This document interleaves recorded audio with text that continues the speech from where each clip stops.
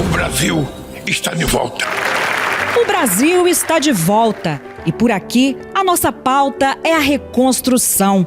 Dia após dia, mostramos um país que planta respeito e cuidado para acolher desenvolvimento, sustentabilidade e justiça social.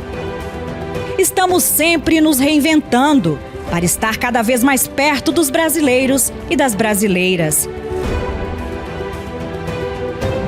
Daquelas que votam, das que se candidatam e das eleitas. Daqueles que constroem o Brasil de hoje e dos que sonham o Brasil de amanhã. Estamos presentes nos momentos de luto e nos momentos de luta.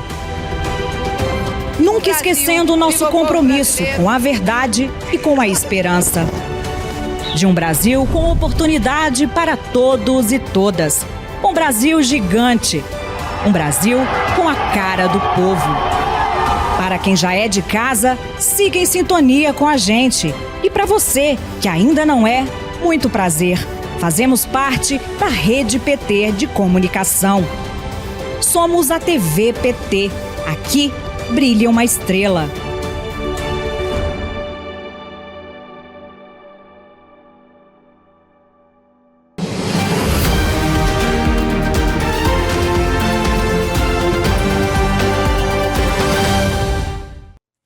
Olá, hoje é quinta-feira, 19 de junho de 2025 e você vai ver nessa edição especial do Jornal PT Brasil a reprise de reportagens sobre os crimes que Bolsonaro responde por golpe de Estado e as principais contradições durante depoimento ao STF. Além disso, uma entrevista com o deputado federal Rogério Correia, do PT de Minas Gerais, sobre o julgamento envolvendo o ex-presidente e militares.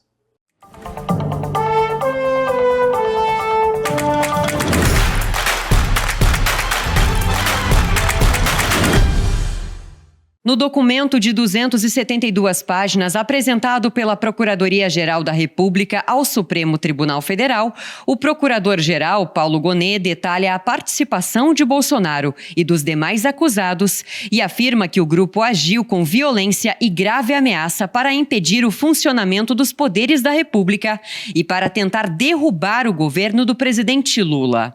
Ainda de acordo com a denúncia, Bolsonaro contou com o auxílio de aliados, assessores e generais para deflagrar o plano criminoso que teria ocorrido por meio de ataques às urnas eletrônicas, afronta às decisões do Supremo e incentivo ao plano golpista, entre outras acusações.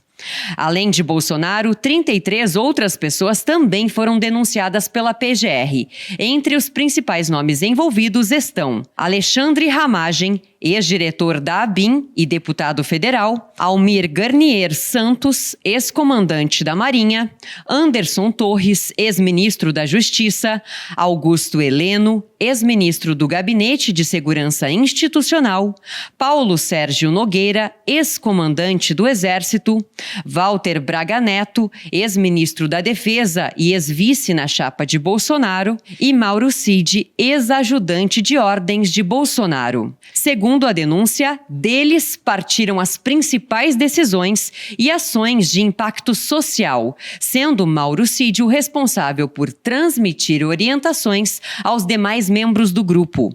A PGR denunciou Bolsonaro e os demais integrantes da organização criminosa pelos seguintes crimes: liderança de organização criminosa armada, tentativa de abolição violenta do Estado Democrático de Direito, golpe de Estado, dano qualificado pela violência e grave ameaça contra o patrimônio da União e deterioração de patrimônio tombado.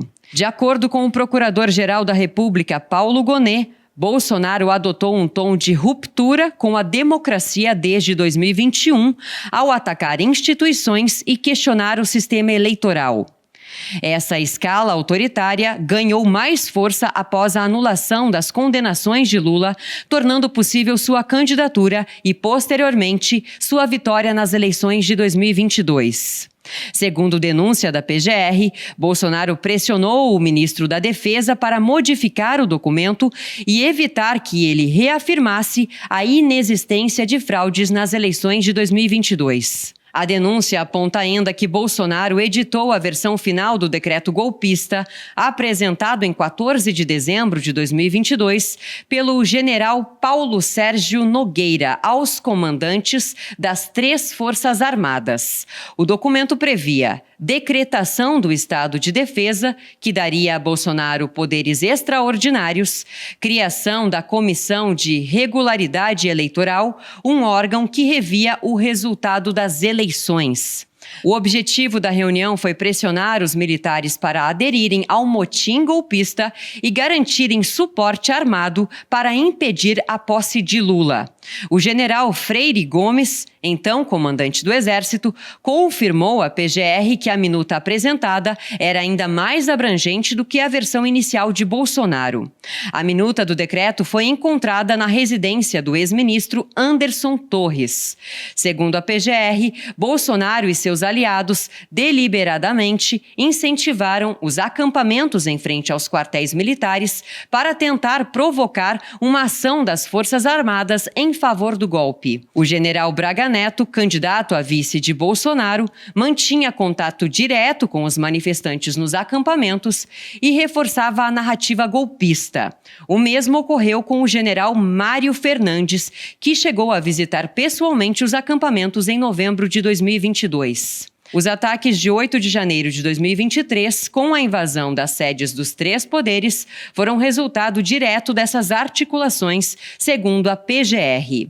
A denúncia também afirma que Bolsonaro sabia e concordou com o plano de assassinar o presidente Lula, o vice Geraldo Alckmin e o ministro do STF, Alexandre de Moraes. O plano foi denominado Punhal Verde-Amarelo e previa a execução de Moraes e o envenenamento de Lula, o controle total dos 3 poderes após a eliminação de opositores e a criação de um gabinete para organizar a nova ordem golpista. A PGR revelou um áudio de um assessor de Bolsonaro confirmando que o ex-presidente sabia do plano e esperava que fosse executado até o dia 31 de dezembro de 2022. Além disso, mensagens trocadas por um grupo de WhatsApp chamado Acompanhamento confirmam que a reunião no Palácio do Planalto foi para planejar a execução do golpe.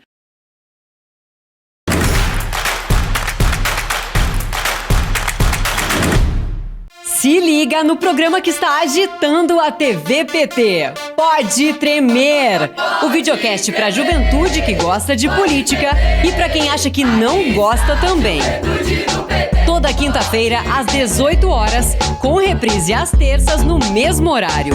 Assista pelo canal do PT no YouTube, PT Sat, canal 1313, Rádio PT ou nas plataformas de streaming da Rádio PT. Não dá pra perder, né?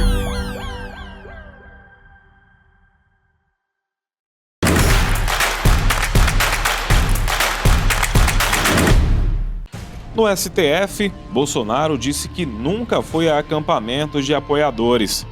Olha, quando acabou o segundo turno, foi um movimento voluntário. Eu nunca fui a acampamento.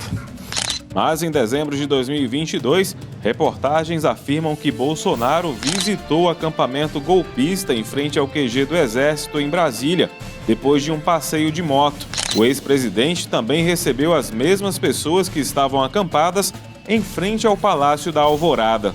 Quem decide o meu futuro, para onde eu vou, são vocês. Quem decide para onde vai as Forças Armadas são vocês. Quem decide para onde vai a Câmara e o Senado são vocês também. Bolsonaro disse que não estimulou nenhuma ruptura institucional. Não estimulamos nada de anormal. E em declarações, incitava seus apoiadores e militares a não aceitarem o resultado das eleições.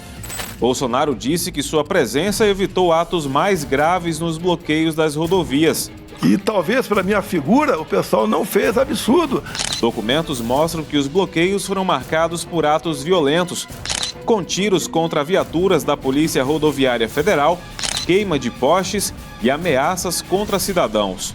No depoimento, afirmou que não havia violência nas manifestações de direita. O nosso método de agir nunca foi o que o outro lado sempre fazia.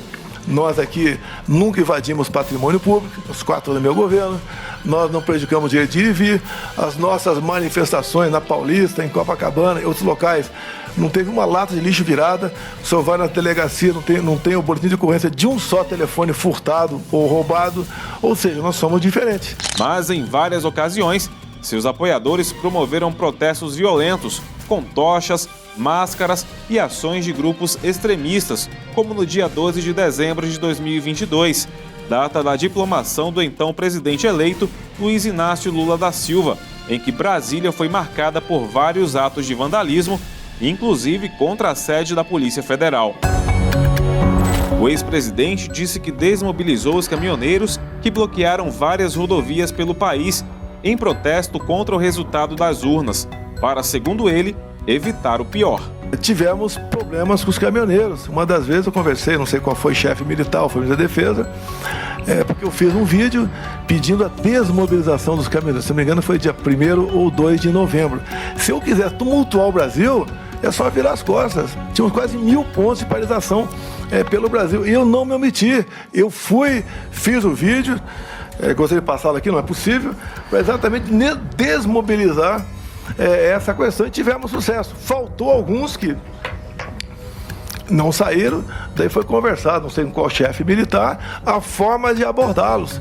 Na verdade, os pedidos de fim dos bloqueios só foram feitos dias após os atos começarem e após pressão da imprensa e da opinião pública.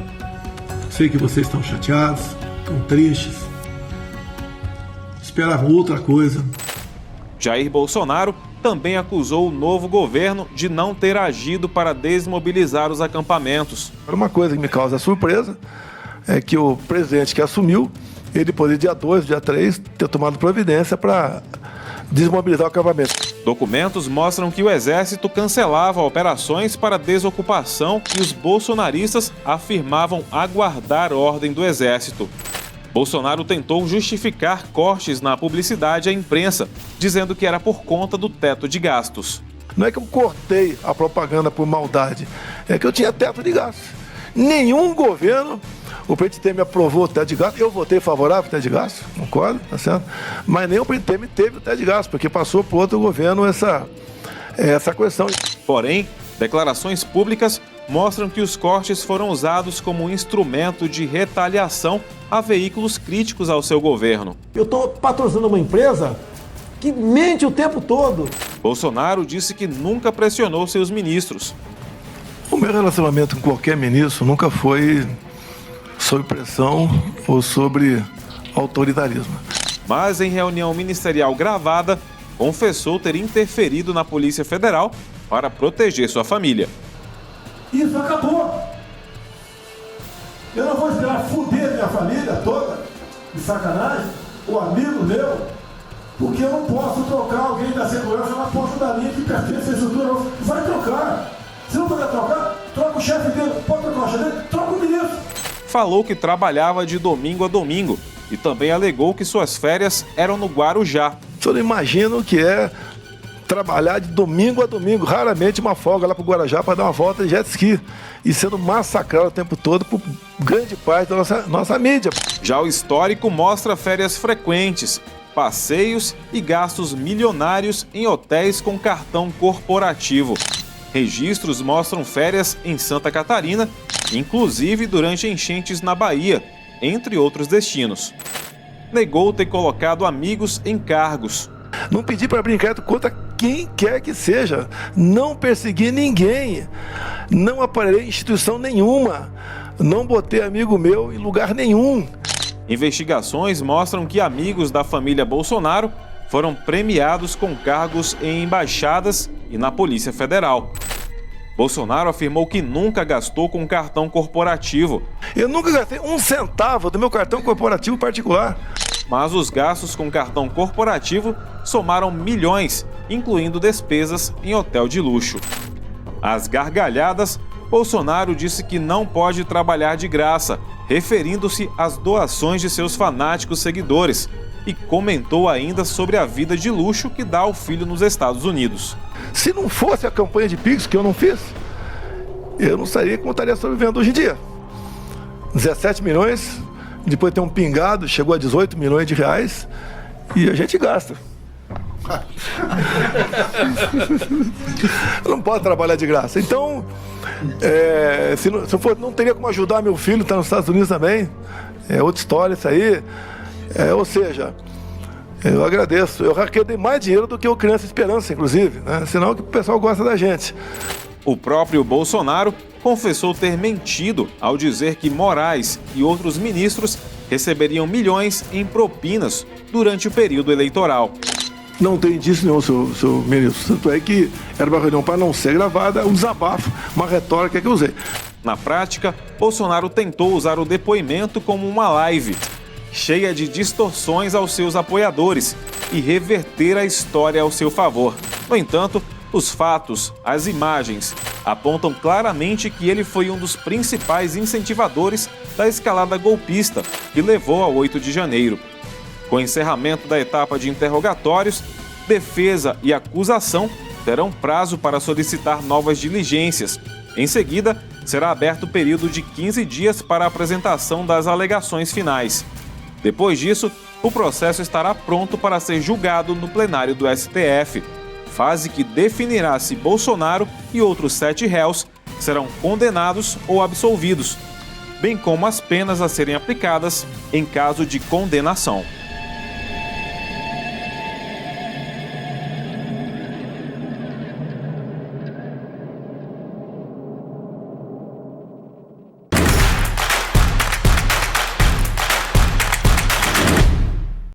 Comece suas manhãs com mais informação no Café PT. Os assuntos mais importantes para o dia a dia do trabalhador e da trabalhadora brasileiros, debatidos com lideranças do PT e do governo Lula. Já preparou seu café? Então chega com a gente porque o Café PT começa agora. Assista a programas inéditos toda segunda, quarta e sexta, às 9 da manhã. Ou confira a reapresentação logo após a reprise do jornal PT Brasil. TV PT. Aqui brilha uma estrela.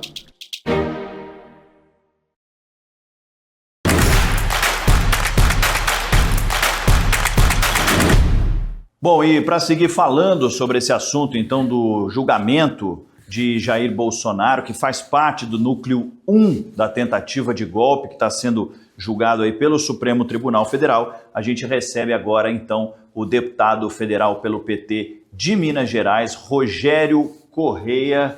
Rogério está aqui com a gente, então, deputado, queria muito agradecer a sua participação aqui com a gente e seja bem-vindo. Obrigado, viu, pelo convite aí da TV PT, mandar um grande abraço aí para os nossos filiados, militantes e sempre na luta, vamos lá. Deputado, a gente acompanhou então, queria começar perguntando para o senhor, a gente acompanhou na semana passada, né, os depoimentos que envolvem aí o núcleo 1 da tentativa de golpe de Estado, né, que tem 8 pessoas com Jair Bolsonaro, e Bolsonaro usou esse depoimento aí como uma espécie de live, né, fazendo distorções aí, para usar tudo isso a favor, né, os famosos cortes também de rede social, né. Como é que o senhor avalia essa manobra aí de Jair Bolsonaro durante esse depoimento?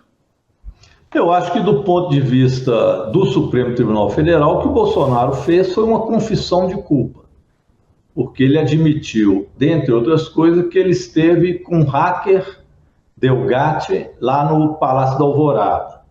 Se a gente lembrar bem o que foi a conversa dele com o hacker Delgatti, que foi colocado inclusive na CPMI pelo próprio hacker, a gente vê que ali foi um combinado para se dar um golpe entre Delgatti, Carla Zambelli e o próprio presidente Jair Bolsonaro, onde eles combinaram que iam fazer uma encenação de que a urna era uma urna possível de ser fraudada. Eles iriam para um comício do Bolsonaro e lá o hacker Delgatti diria que a pessoa vota em Bolsonaro e o resultado sai Lula. Então isso é que foi falado pelo hacker, onde ele diz claramente que conversou isto com o presidente, foi isso que o presidente ofertou a ele. Além disso, o presidente queria saber se era possível a esta urna ter algum tipo de fraude no processo. Quando ele disse que não, o hacker, ele falou, mas eu quero que você vá até o general nosso das Forças Armadas, o comandante, e converse com ele para demonstrar o que é possível ser feito do ponto de vista de fraudar as eleições, etc. E ele foi até lá, encomendado pelo Jair Bolsonaro, veja bem, um hacker que estava ali para fraudar a urna, ele foi recomendado ao general responsável pelo comando das Forças Armadas no Brasil, pelo presidente da República. Então isso ele confessou. Ele confessou também em relação à minuta, que ele não gosta de chamar minuta, mas que ele disse, é algo que nós estávamos verificando, ele fala dentro das 4 linhas. O problema é que o conteúdo da minuta, que eles chamam de 4 linhas, tinha lá que o presidente Lula não tomaria posse. Então não é dentro das 4 linhas. O que eles queriam era inverter o processo eleitoral sem ter nada de prova de fraude, mas eles iam considerar a eleição fraudada, iam colocar uma equipe que ia fazer uma intervenção no Tribunal Superior Eleitoral. Quando ele confessa que ele teve acesso a isso e que esteve na reunião com os generais, é o suficiente, esses 2 casos, por exemplo, para dizer que ele se autoconfessou a participação no crime da tentativa de golpe. O resto ele fez muita palhaçada, se mostrou muito frágil, se mostrou com medo e decepcionou até os radicais dele ao prestar uma verdadeira submissão pelo medo que estava ao ministro Alexandre de Moraes. Deputado, muito se falou também em relação ao depoimento ainda, dessa situação do Bolsonaro aí ter pedido desculpa mais de 7 vezes aí durante esse depoimento também. O senhor mesmo mencionou a questão das piadinhas que ele fez durante esse depoimento, muito diferente daquela característica ainda quando estava no poder, né, fazendo ofensas dirigidas ao ministro e também a outras autoridades, né? Como é que o senhor viu essa diferença de comportamento de Bolsonaro? Eu acho que para o eleitorado dele, para aqueles que ele chamou, inclusive de malucos, né, foi uma verdadeira decepção. Porque não é muito a gente lembrar que no 7 de setembro de 2021, onde ele já planejava golpe, o que o Bolsonaro fez foi ir até São Paulo, no comício que ele fez lá no 7 de setembro, e lá ele disse claramente que ele não respeitaria mais as decisões do Supremo, e ele disse, acabou, porra, a palavrão que ele usa ao ministro Alexandre de Moraes, eu não acato mais suas decisões. Falou palavrão, quis se impor através, né, de força, e de lá para cá veio tramando essa expectativa, essa tentativa de golpe. Agora ele chega diante do Alexandre de Moraes, o comportamento é outro, como você lembrou aí. Pediu 7 vezes desculpa, depois quis fazer brincadeira com a eleição, chamando o próprio Alexandre de Moraes para ser vice dele, ele que é inelegível, e o ministro disse prontamente para ele que declinava de qualquer convite daquele.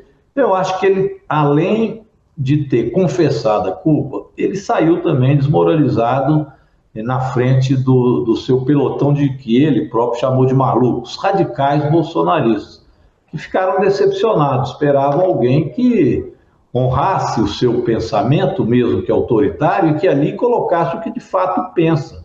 Não foi o que ele fez, ele quis ser mais leve, ele quis escapar, ele próprio, daquela enrascada que ele já está, e não sustentou seus posicionamentos político-ideológicos. Então ele perde 2 lados. Ele perde do ponto de vista jurídico, porque confessa, e perde do ponto de vista político, porque simplesmente ele afinou, ele se mostrou medroso em relação aos pensamentos que ele tem.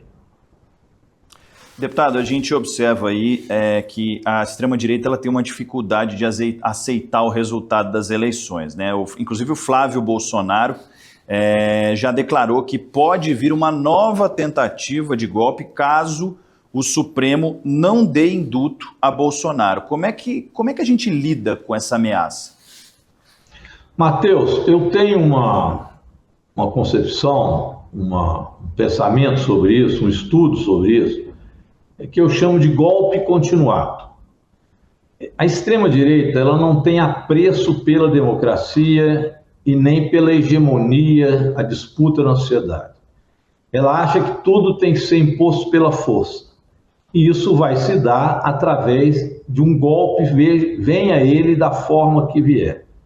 Pode ser um golpe militar, como foi em 1964, com as tropas nas ruas, que se estabeleceram pela força, mas pode também ser hoje pelo que é chamado de guerra híbrida, onde se mistura internet, mentiras, fake news, com posições que são posteriormente fortes e autoritárias. Pode ser o estilo Trump, onde ele ganha as eleições e agora ele quer, estando lá, fazer com que a força prevaleça. E nós estamos vendo muitas mudanças que ele quer fazer nos Estados Unidos e felizmente não tem conseguido, porque a reação popular tem sido muito forte. Mas é sempre o golpe permanente, sempre está acesa a chama na cabeça deles, de que algo vai acontecer e que acontecendo levará com que eles tenham acesso ao poder e o implemente de forma autoritária. Então você lembra, por exemplo, da expressão de Eduardo Bolsonaro dizendo que ele tinha um cabo, 2 soldados e um jipe, e com isso ele poderia fechar o Supremo Tribunal Federal. Olha a visão que se tem da democracia, que pela força e porque as pessoas, segundo eles, querem isso, eles poderiam fechar o Supremo. Não entenderam nada do processo democrático. Eles tinham também uma concepção posterior do próprio golpe do 8 de janeiro, que as Forças Armadas viriam participar do golpe porque eles estavam tomando estradas, pessoas na frente dos quartéis, pressionando os generais para que eles aderissem também à sua concepção golpista que eles tinham. Também não conseguiram. Agora, lá de fora, Carla Zambelli, Eduardo Bolsonaro, o próprio Bolsonaro aqui, continuam a alimentar a esperança nessas pessoas de que se eles se mexerem aqui, eles podem criar condições para um golpe no Brasil. Então é sempre essa ideia do golpe continuado versus o processo democrático, o processo hegemônico na sociedade. Eu penso que é um pouco isso que está na cabeça deles. Como reagir a isso? Primeiro, a gente tem que ter a vigilância. Tem que aplicar a lei no que concerne, no que diz respeito a não permitir tentativas de golpe e punir os que tentaram. É muito importante que ao final desse processo, Bolsonaro seja julgado e vá pagar pelo crime que fez e, neste caso, vai pagar na cadeia. Então, o que o Supremo está fazendo é preservar o processo democrático brasileiro. E isso é papel de todos nós na sociedade. Verificarmos e vigiarmos para que o resultado seja o resultado da análise jurídica do caso e da aplicação da legislação brasileira para que se não alimente esta ideia de que futuramente poderá vir outro golpe. Acho que essa é a tarefa nossa agora. Deputado, a gente segue acompanhando aí desde então que o STF continua condenando essas pessoas que se envolveram aí nessa tentativa de golpe de Estado, né? Paralelo a isso, como é que os senhores parlamentares têm trabalhado para essa pauta sem anistia para os golpistas? Bem, o que o Supremo tem feito é aplicar a lei. Nós, parlamentares, estamos aqui vigilantes, parlamentares do Partido dos Trabalhadores. Outro dia nós ficamos abismados de ver que, através de 315 deputados, eles aprovaram, contra a votação, o voto nosso do PT e do campo progressista, uma paralisação no julgamento do deputado Ramagem, que na época não era deputado, e sim presidente da ABIN. E eles queriam paralisar todo o processo de julgamento dele, dizendo que ele era deputado. Ele não era deputado no período em que se planejou o golpe, ele era presidente da ABIN, a Agência Brasileira de Inteligência, que tentou interferir na questão do golpe. E aqui na Câmara, 315 deputados da extrema-direita e do Centrão votaram para suspender o julgamento do Ramagem e, pior, que de quebra suspendesse o julgamento do próprio Jair Bolsonaro e dos outros generais. Claro, o Supremo Tribunal Federal anulou essa sentença. E eles têm aqui um projeto de anistia, que nós estamos lutando para que não seja votado. Tudo isso é inconstitucional, mas por que o Centrão e a extrema-direita fazem isso? Olha, eles fazem no sentido de buscar enfraquecer o processo democrático, principalmente a extrema-direita. E com isso abrir essa possibilidade que eu disse de golpe continuado. Agora, é uma vergonha que partidos da direita, que se dizem democráticos, embarcam nessa estratégia golpista da extrema-direita e votam com ele. Então nós devemos chamar esses partidos à responsabilidade. E eu espero que o presidente, tanto Hugo Mota quanto Davi Alcolumbre, não coloque, eu acho que isso não será feito mesmo, projeto de anistia em votação, porque além de inconstitucional seria uma banana para o sistema democrático brasileiro. Então nós estamos atentos a isso, lutando aqui no Congresso para que não haja anistia do ponto de vista de lei. Mas esta força tem que ser feita também na sociedade. É papel nosso estimular a sociedade brasileira a se mobilizar contra qualquer hipótese golpista. Deputado, para fechar, uma última pergunta. O senhor mesmo mencionou que o Bolsonaro, durante o depoimento, chamou os eleitores dele de malucos, né, durante um determinado momento lá, por terem pedido justamente a intervenção militar. Como é que o senhor acha que esse eleitorado de Bolsonaro vai reagir visando as eleições do ano que vem, 2026, os eleitores da extrema-direita? Eu acho que os eleitores da extrema-direita, até por votar na extrema-direita, eles não ligam de ser chamados de malucos, infelizmente. Acham que isso é uma estratégia do Bolsonaro. Eu acho que eles não mudam, mas o povo brasileiro, em sua maioria, vai vendo como que o Bolsonaro trata os próprios eleitores. Se uma pessoa trata os seus eleitores como um maluco, a pergunta fica para todo o povo brasileiro. Ele não tem respeito pelos eleitores dele. Ele terá respeito pelo povo brasileiro? De jeito nenhum. E por falar em maluco, parece que está vindo uma maluca, né, que fugiu também para a Itália e que já está prestes a ser retornada para cá, para que possa ser presa e cumprir a sua pena, que é Zambelli. Eu acho muito importante que todos esses que atentaram contra a democracia paguem pelo que fizeram. E quando o Bolsonaro fizer isso, os malucos já vão estar mais ou menos acostumados a ver que realmente a democracia no Brasil ela está sendo cumprida e que não é qualquer maluquice que vai poder terminar com o processo democrático brasileiro. Deputado, mais uma vez, obrigado pela sua participação e sucesso aí nessa batalha aí, nessa anistia, contra a anistia, né, a golpistas no Brasil. Obrigado, viu? Obrigado, Matheus. Vai ser pela primeira vez, né? Vão ser punidos generais que participaram da tentativa de golpe e o próprio ex-presidente da República. É um fato importante no nosso Brasil. E é também importante que isso seja feito para que a gente evite que a gente tenha outras ditaduras como tivemos de 1964 e daí por diante, né? Foram anos e anos, décadas e décadas de ditadura, onde o povo brasileiro perdeu muitos direitos. Então, ditadura também é sinal de perda de direitos e perda de organização social. Por isso, vamos aí, sempre na luta pela democracia no Brasil. Obrigado mais uma vez, deputado, e sucesso. Até mais. Tá aí, então, a participação com a gente do deputado federal pelo PT de Minas Gerais, Rogério Correia, falando sobre esse julgamento da tentativa de golpe de Estado, incluindo aí o núcleo 1, que inclui também o ex-presidente Jair Bolsonaro.